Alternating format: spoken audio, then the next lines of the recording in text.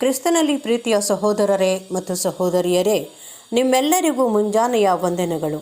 ಕ್ರಿಸ್ತನ ಜೀವಿತ ಪಾಠದ ಹೆಸರು ಸುಗಂಧ ತೈಲ ಬಹು ಅಮೂಲ್ಯ. ರೆಫರೆನ್ಸ್ ಪುಟ 3534, ಪುಟದ ಸಂಖ್ಯೆ 106. ಅಂದು ಶನಿವಾರದ ರಾತ್ರಿಯಾಗಿತ್ತು.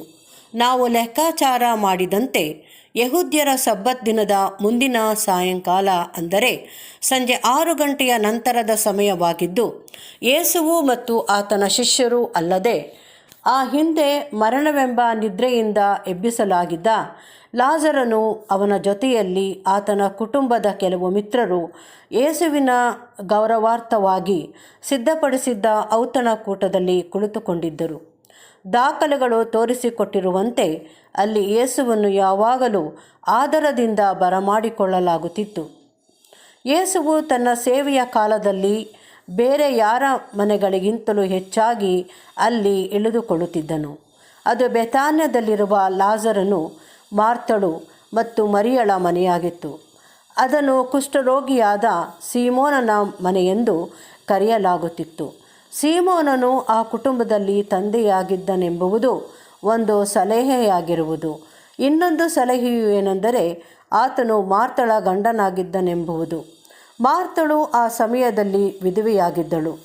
ನಮ್ಮ ಕರ್ತನು ಹಾಗೂ ಆತನ ಶಿಷ್ಯರು ಯೆರೂಸಲೇಮಿಗೆ ಹೋಗುತ್ತಿದ್ದು, ಅಲ್ಲದೆ ಬೆಥಾನ್ಯವು ಆ ದಾರಿಯಲ್ಲಿದ್ದು ಯೆರೂಸಲೇಮಿನ ಹೊರವಲಯವಾಗಿತ್ತು.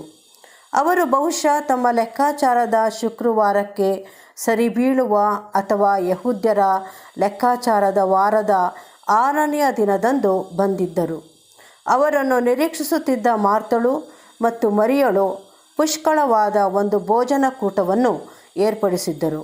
ಹಾಗೂ ಯಹೂದ್ಯರ ನೇಮದ ಪ್ರಕಾರ ಇಂಥ ಸಂದರ್ಭಗಳಿಗಾಗಿರುವ ಭೋಜನ ಪದಾರ್ಥಗಳನ್ನು ಮುಂದಾಗಿ ಸಿದ್ಧಗೊಳಿಸಲಾಗಿತ್ತು. ಯಾಕೆಂದರೆ ಸಬ್ಬತ್ತಿನಲ್ಲಿ ಕೆಲಸ ಮಾಡುವುದನ್ನು ನಿಷೇಧಿಸಲಾಗಿತ್ತು.